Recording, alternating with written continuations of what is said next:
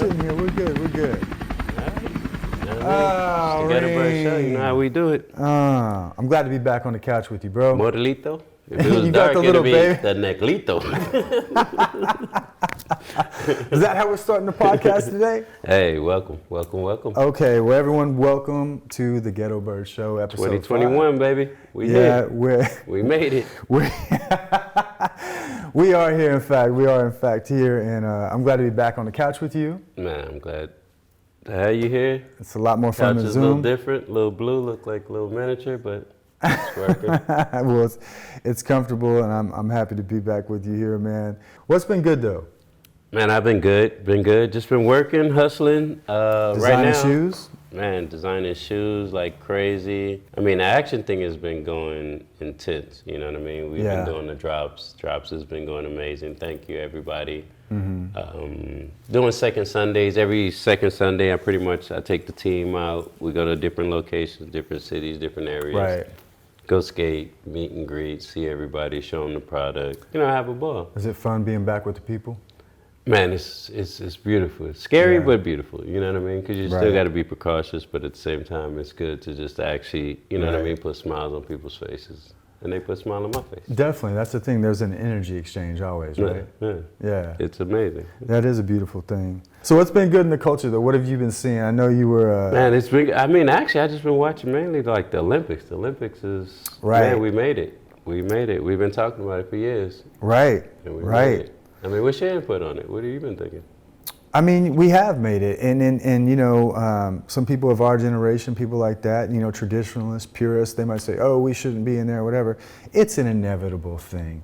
If skateboarding is going to go worldwide like it has, and to my knowledge, it's the second leading activity behind soccer, which is the number one thing around the world. So you're second to soccer, then you're as high up as you can really go. And if you look at it, all these soccer countries, which is everywhere but America, it's killing us. Oh my God! I mean, I'm like, what? So I've always been saying that about Brazilians for the years. I'm like, oh, they got soccer feet. Oh, you know what I mean? Skateboarding tradition in America is kind of springs from like surfing, sidewalk surfing, all that. So you see that element in our skating. But when you see like Brazilians and these other countries, they got soccer feet. You see that position, and it's that pop, bing. Right. Like, where is he going? And the thing about soccer too, you know, they go left, right. There's no like, you know, surfing had like a nose and a tail. Yeah, it was like a goofy, yeah. Right. So we still think like that because that's what we come from in skating, but like, they don't think like that. They're like, oh, go kick with your left, kick with your right. You know what I mean? We use them all as feet. Yeah, so it's a beautiful thing. But I mean, that being said, I always knew, you know, that there would be talent, and you see these days there's like no end to the female talent out there. But bro, they were killing me. I wasn't necessarily ready to see 12-year-olds doing front flips down 12. Man. I was sitting there, I'm like, because when they first just jump off of it, I'm like, in the reds, I was just like, oh my gosh, she's just like the truth. I'm like, but I've been, you know, I mean, I remember from way back. With the tutu on. Yeah, with the fairy dress. Yeah. When my daughter sent me that, she was like, did you see her? Right. She did a hip. I'm like, she did. Yeah, exactly. I was like, you know, but it's just crazy now. You think about it now. You know, she's what, 13? Yes. And she's a beast. Yes. A beast. And then that little short 5 years that she's gone from being that little girl to a world class, I've gone from being... I go the opposite way. As she's going up, I'm going down like, wait. There's a swift up and a swift down depending on where you're on this age scale. That's why I love the internet. I stay young by them. Yeah, Click. well, I mean, you do have a unique thing, like you're timeless, but the rest of us, you know, we're mere mortals. But I could say, like, I wasn't prepared to see 13-year-old girls doing 540 ollies in the bowl and doing insane. You know, like body varial McTwists and stuff like that. Like, did you see all that? I mean, I was just sitting. I'm just really was just tripping. Like, where did it come from? I was literally, I ain't gonna lie, you know, pardon from my chest. I was kind of confused because I was just like, they are way better than what you ever thought. I just couldn't even imagine because, the talent level and the skill level is off the chain. Yeah. And, you know, America, you know, this is the birthplace of the thing. And I'd say for probably the first 25 years or so, we were just hands down, like, you know, And plus, just the way information was exchanged, like I think that's really what it was. If you wanted to see what modern day skate, you had to go to California. You had to be there, right? Not true anymore. All you need is one of these, and you can. Oh, I just know how to do this 1900 flip. I swear, I mean, the tricks has got so insane though. I mean, and the consistency too is insane. Right, but you know the thing that struck me was the toughness and the heart. I mean, you know, these girls were jumping down 12-stair rails, going for front crooks and things like that, which give me a nightmare to think about personally. I mean, when you see the guys jumping down, you're already kind of like, oh, you know, because Nigel had a couple of splits, and I'm like, oh, okay. But then it's like when you see them, I'm like, oh, I'm feeling like, right. Like but they take the same slams that everyone. It's the same concrete, it's the same height, it's the same everything. Yeah. Their bones and muscles are made of the same thing as the dudes, and they are every bit as tough. And so these days, you can literally say that. Me, shit, fuck that. Bing, bing. I'm like, they are. If that was me, I'd be still rolling. Kareem is still man down, man down. But you know, when you're a kid, you can just pop up like toast. Like, yeah, that's what they was doing. I was watching the practice. I'm like, whoa. I'm like, that didn't kind of hurt. Like, you know how like you be, they were just like, grab their board like this. Yeah, just pop right back up. So there's something to be said for youth and all that, and God bless them, bro. God bless them. I know. Did you see the memes though? I did because, you know, I was wondering the same thing because I was looking at Nigel and I was going, what's wrong with him? And then I saw one of those memes that you're talking about. Oh, yeah. I mean, that's what you gotta understand. You're talking about the like, what's wrong with the American skaters? We every skater should at least had a zip of weed, trees. They would have been calm. They would have did their job. It was like, you know, I know probably it was like, as soon as you go over there, if I would have went over there like, I would need weed. They were like, Campbell. It's like Popeye with spinach. It's like, bring this man a bowl of green, please. He's down, man down, man down. Man up, man is up. Nah, yeah. Man is up. And I kept wondering, like, Nigel's stuck on the same trick, can't get it right. Well, he's not in California. Yeah. He would have been calm, easy.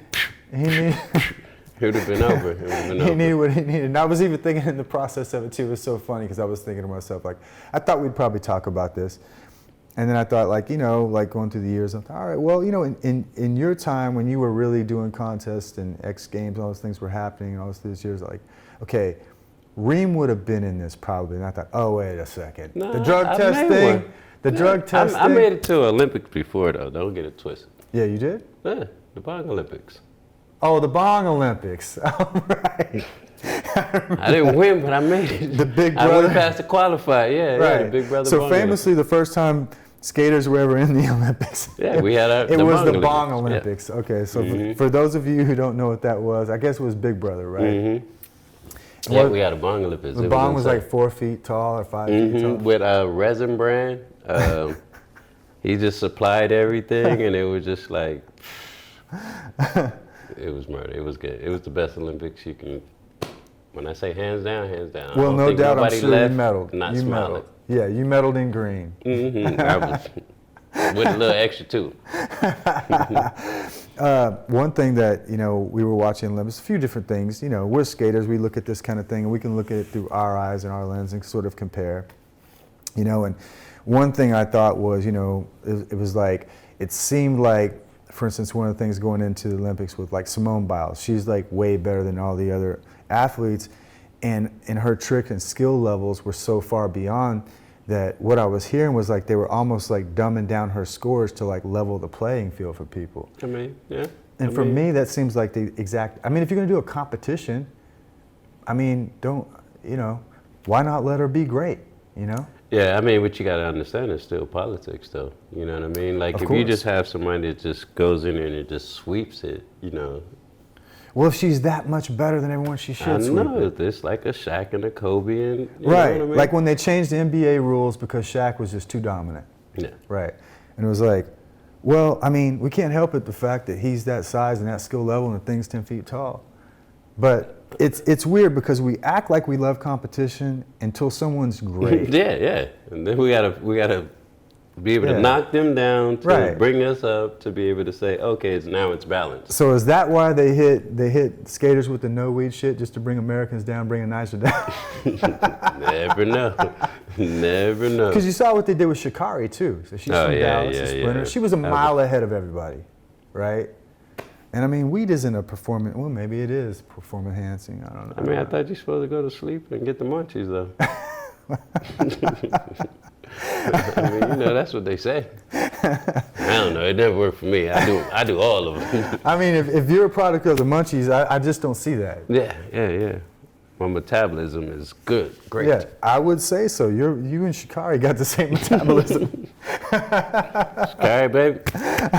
I'm in Texas right now too with you. Support you. One thing too I noticed about the Olympics too, before we get off that, was that if you looked at it like, okay, Olympics, they gave skating basically two events. You had your bowl thing, which they called park, and your street thing, which was like, you know, and then you had whatever. the men and women. Right. So that was a pretty limited amount of exposure if you look at all They wasn't giving us no exposure. They was Right. cutting us off and Right. just, I mean, it was not the best representation for skateboarding, I would say. Right. Even on the website, like even NBC and all of that, it's like the pictures that they have, it's like they didn't get real, you know, like I know Right. Atiba was there, but they should have just hired real photographers Right. like Atiba or these guys to like really do the Olympics all the way through. Yeah, when they were showing like the highlights and slow-mos and stuff, they would be showing like the lamest trick of the run. Yeah, or even they just start and then it goes to a commercial. Yeah. And then it's just like, wait, that was it? You know I what saw I it mean? the other night during Pedro's bowl. Oh, yeah, during the run. And it was like, this is the one I've been waiting to see. This guy is insane, and you never know what he's going to do or the level he's going to take it to. And they're like running the commercial on the side, and I don't know, it was just like, this is blasphemy.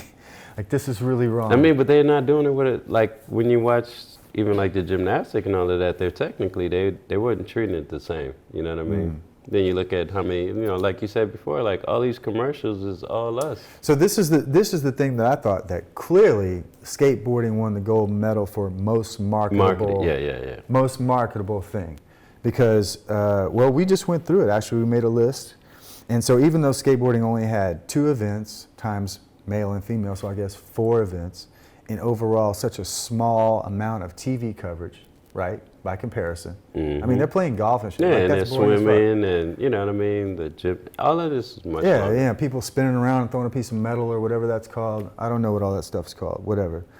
But if you looked at the commercials, I counted personally 15 commercials with skateboarding in it, right? You couldn't have a commercial break without skateboarding, Yeah, right? we run the industry. And we're talking tech companies, they were heavy on it. Uber, Facebook, WhatsApp, all that sort of stuff. They were heavy on that. And then you had other companies, Toyota, Visa, Samsung, Macy's. These are big, big companies, right? All using skateboarding now. And then But movie y'all didn't trailers. call me. Y'all didn't call me. Y'all should have called me. We could have worked a discount. No discounts. I guess they didn't want to sponsor the Bong Olympics, Reem. Yeah. But you know what? I got to give it credit too, because they gave Tony Hawk and I saw Tyshawn and Tony Hawk, so they got super legit skaters to be in a lot of these commercials. And they got Letitia, they got Sky Brown. So it was cool because they got big names, super legit skaters, but they also had basically the same amount as women and as men represented in the most marketable thing. So to me, I feel like skateboarding has gotten to the place where that's not just male superstars and a couple good girls or something. It's like, no. There's a parity now at this point where we're going. These girls are every bit as important as skateboarders as these guys. Well, so it's a weird process. I don't understand this whole process. Me either. I Right. mean, and, you know, when technically it's supposed to be just the best of the U.S. So who would be your 3 pick? Oh my God. Well, again, I mean, I can't even think in terms of contests, you know. That's just such a weird thing, because the contest thing is so weird, because you saw they were doing like they would literally have one trick to try something that's like astronomically hard, right? And it's such a weird thing. Like, Now I don't you gotta even wait wanna like see it. 5 minutes to even go again just to try that one trick. So I mean, that was so 10 times hard. And that's just not skating, man. Yeah, you know, that's just not skating. That's not how we are. They should have had it more like a real true jam and, you know, just really take the true highlights of it. You know what I mean? That would have really brought out the best of the best skateboarding from the hardest trick. Would have taught them all the different levels of to where you could sit there with your child and be like, why is that better than this one? Because he did it switch, Mom. Right. You know what I mean? Like, Right. you know, it would have been a little bit more in the educational too. Right. Yeah. Yeah. And then it was kind of crazy because even with the girl judging, I noticed like nobody got over 5.5 because they was skill level judging like the guys instead of teaching some of these girls that like, no, what you did was a 9 to me personally. Right. You know, that was kind of a weird thing. You know, it was a few different weird things that, you know, I was looking at it in that kind of nature. You know, it's like. But it's the first time, man. I mean, yeah, we made it. It's the first time, man. They can only get better from They got to here. start somewhere. You know what I mean? Maybe cut some of the politics out. And I was really tripped out by, like, to me, the most standard thing would be like a vert half pipe thing. You know what I mean? Like, why didn't they just make it simple, do vert? Like, that would be the simplest, most straightforward, universal. Well, I mean, I thing. think from the most part, they're still just trying to capitalize a lot off of the aspects of vert has been so triggered with, I would think more or less like Tony. You know what I mean? So he kind of is vert. You know what I mean? That's the way I kind of think of it. And then at the same time, more people are skating street and bowls now. Because if you think about the bowl, bowls are so random. Like, one bowl is never like another. The bowl circuit is so pumped up. You know what I mean? They got it. Vans and all these cats, they got it going. Yeah, I know. I guess I just would think of the Olympics as being more of a standardized sport. When you go to do gymnastics, every beam is the same as every other beam in the world. Yeah, you know what I mean? I understand that. Every bowl is different from every other bowl in the world. Like, half pipes are kind of the same thing. No. Yeah, it's a routines. You know what I mean? So it's a standard thing you can compare. It's like, oh, this guy did the same tricks as this guy, except he did them 3 feet higher. So clearly one's better than the other. You know what I mean? But I like the street park bowl crazy weird because it's like, shit is unpredictable. I mean, some of the places and the spots they were pulling off these 540s and some of these tricks, I was just like, no, are you serious? I remember back in watching Delmar tapes and all of these, and I'm like, people almost dying trying these type of tricks. You know what I mean? Yeah. I thought it was pretty intense, but I knew Brazil was gonna take over on that one though. Man, and the Australian dudes. So what I really took away from that was that, first of all, hello, Japan. You know, I know you used to go to Japan and find that's rippers. my spot. Yeah, I mean, because you originally found one of like the ultimate OG rippers over there. Yeah, in Japan. Janoski, yeah. Right. Yeah. Japan has always had ill skaters, and it was just so weird, but it was just it's not too often you see in Japan skaters come to the U.S. to try to make it. Right. You know what I mean? So, and they had their own little version of things, sort of. Yeah, they did their own thing. You know what I mean? But it was dope though. But it's like now they're on the forefront now. Right. So which is good. I think the whole world is. I mean, I think even like South Africa's got so much booming out of this. You know what I mean? Like Australia, like everywhere. Australia for sure. Everywhere is making a good. Canada making a good strong mark. You know what I mean? Right. And I think that's just good for the sport. So now, like parents, you know, some of those. Right. You might go buy your son a skateboard. You're not gonna look at it as like, oh, he's just hanging out with these kids that look, you know, from a gothic to a kid wearing baggy pants to skinny jeans. Well, there is a certain legitimacy that is brought to something once it becomes an Olympic sport. Yeah, 'cause that's what people come around me. Oh, and it's Olympics. And even if you're a purist, as a skateboarder, you have to recognize that's going to bring more resources to the industry and to the thing itself, which if you love skateboarding, you just have to let go of what you think it should have been, or Al Bundy sitting here talking about 4 touchdowns in just let 30 it go, years. let it it's go. not your game, bro. It's over. Stake your claim on whatever you feel like you need to, but for me personally, I want to be right here and now in the modern day and let it be what it is. I'm loving it. This is the real future. It's like we're really actually seeing a whole game change. You know how like you have these evolution waves? Right. Like this wave right here? Right. I don't even know where it's going to even kind of come down because this is about to grow. me even feeling like I'm someone who had my, somewhat of the pulse of skateboarding, still something that I'm aware of, I was blown away. I was really blown away by it, especially the girls, to tell you the truth. I mean, I just loved everybody. I mean, to me, it was just really insane level of skateboarding. Everybody had their different level. Right. And everybody approached things differently. So it was like you really saw just skateboarding at its best. Right. And not only that, another thing, one of the last things I'll probably say about this that really stuck out to me was that our skate culture was still there even though it was in Olympics. Oh, yeah. Right? Like, as a skater, you're watching this other guy who might beat you, and you're stoked when he does good, and everyone's like friends and loving each other, and it's like the hype. Before even like the results come in, it's like the two people that he might knock you out of first place, you guys are giving pounds to say good run. It's like, and then you guys are both just looking, how do you do? Right. You know what I mean? Right. So every time you seen them people, or each rider actually land something, you saw it in their eyes, their face, their feelings, their emotions, that they were like patting down themselves, like, that was it. You know what I mean? It's like, because I know it. That's how I used to be like, you know what I mean? It's like, you just get that relief, like, so it was dope. You actually, and you can see everybody was trying. That was so dope. Well, it was cool to see. Hats off to everybody involved. And like years and years, actually decades went into this. We happen to know certain people that were involved on the Olympic committees and other things that kind of helped bring this about. They've been working on this for decades, so hats off to everybody involved with that. It did, it happened, man. It's legit. It's cool. Did what it's supposed to do, and if anything, all it could do is get better from there. And I see it being, the next one, probably we're going to have a little bit more say. I think it would be a little bit more movement. Because even like in the skate, the park, skate park, version, it's like nobody from the first heat. Yeah, it was weird, right? Yeah, you know what I mean? And I was just like, the way they had judged it was kind of like, right. I think they're going to have some things they need to really get. Well, like in track and field and other Olympic sports, you're going to get the top two from every heat, regardless of how fast they run or didn't run, because it's known that in that time and place, these were the best two competitors of at that time. Right. Yeah. So they're going to be the ones, but they didn't do that with skating. Nah, I don't know. They just kind of score just kept going up, man. It did seem kind of weird. So those are, that's the thing though, man. Competition. This is my thing though.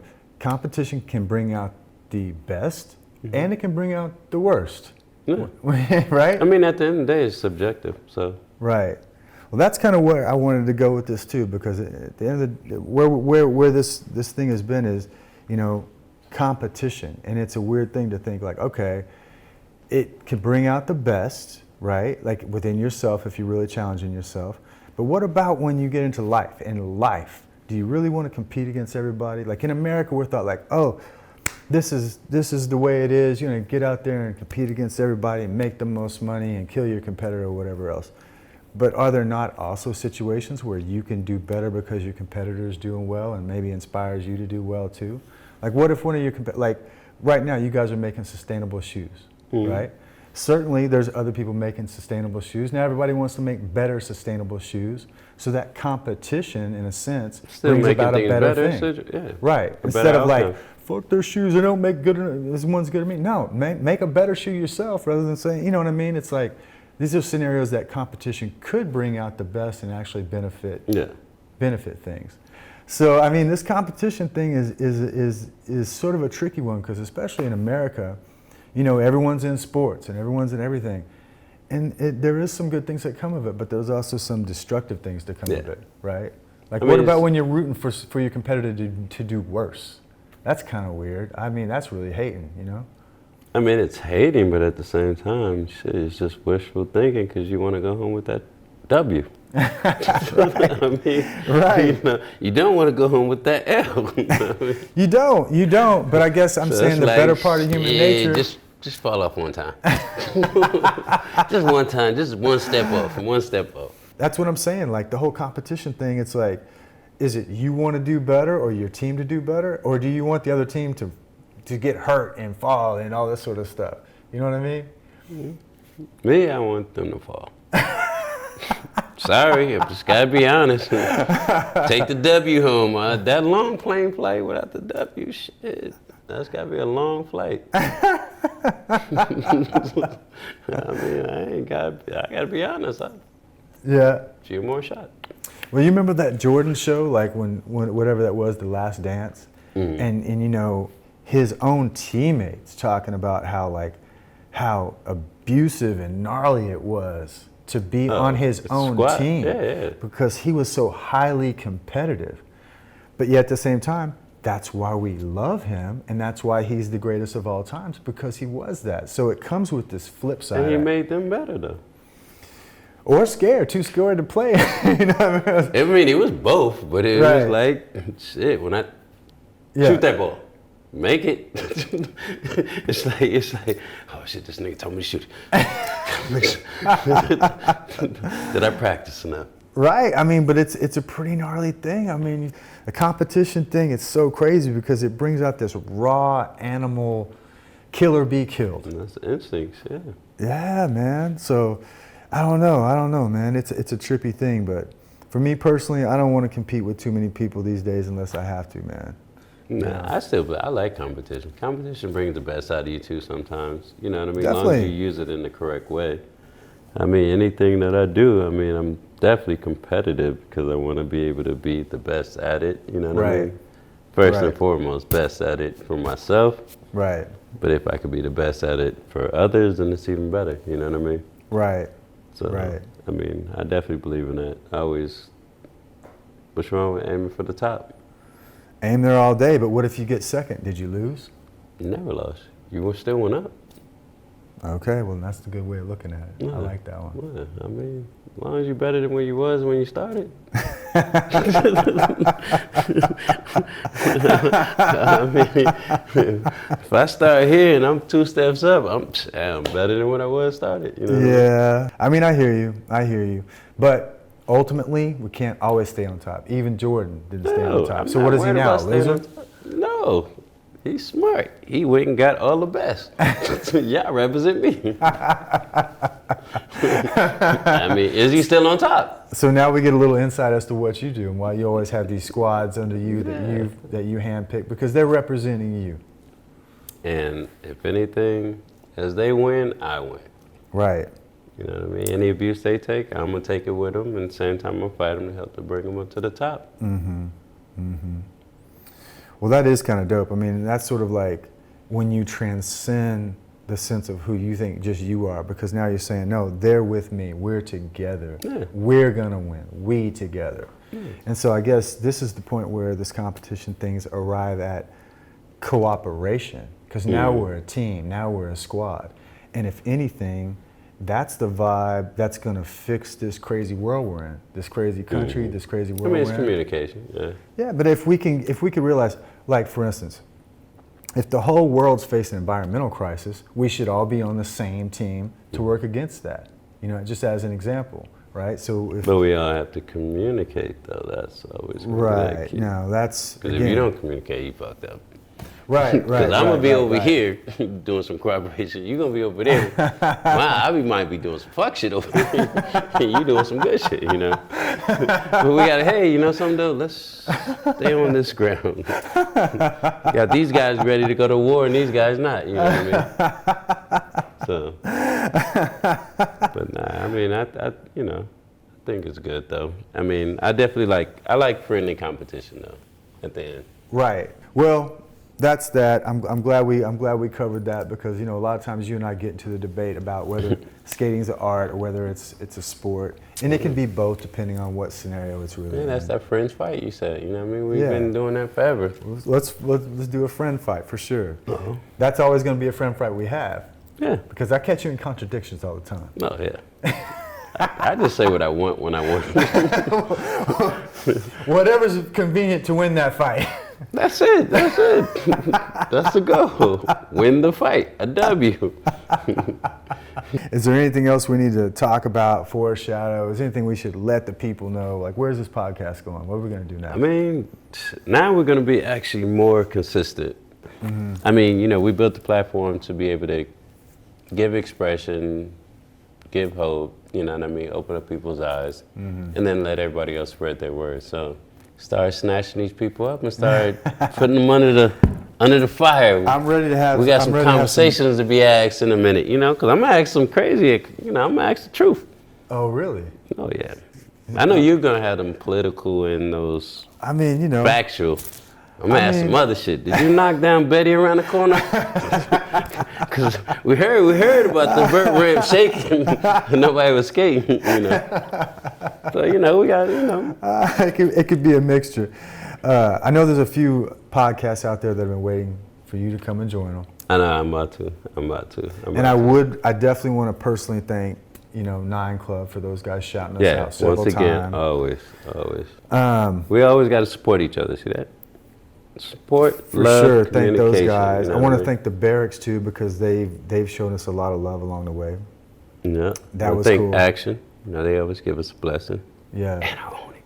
Yeah, definitely that.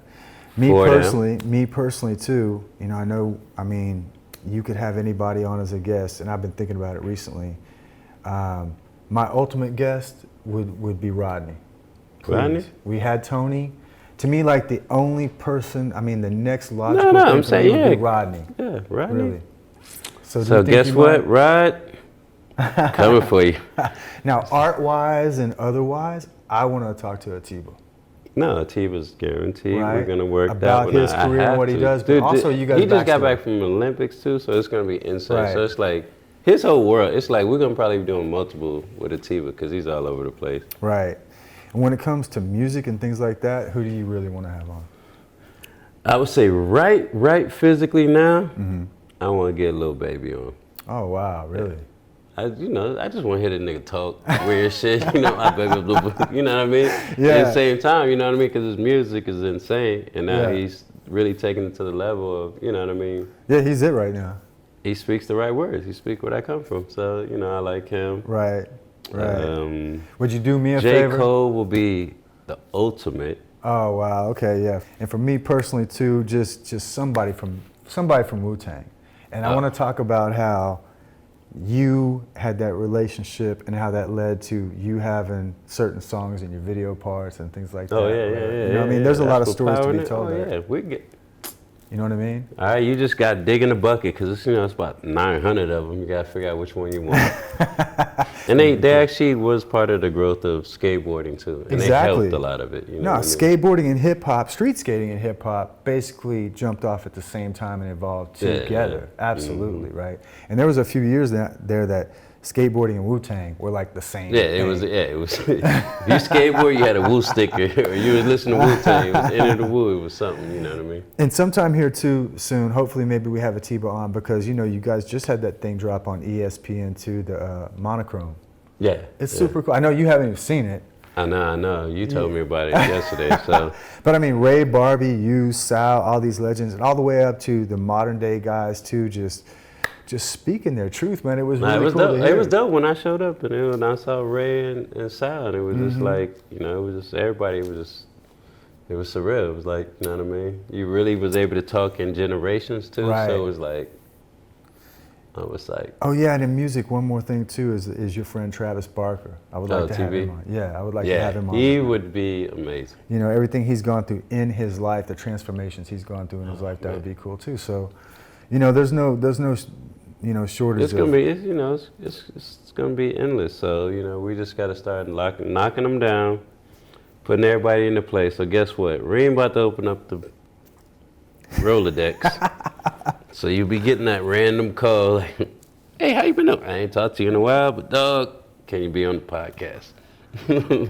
But either way though, I'm gonna reach out to everybody though. Much love, you know, the Ghetto Bird Show, we here, 2021. It's just a new beginning. Rob, thank you, brother. I'm glad to be back on the couch with you, bro. Yeah. All right, and y'all. we are good and safe. All right, y'all. Talk to you soon. Peace.